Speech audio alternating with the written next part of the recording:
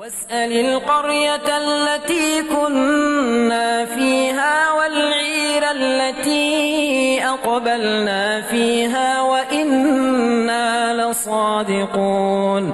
قال بل سولت لكم أنفسكم أمرا فصبر جميل عسى الله أن ياتيني بهم جميعا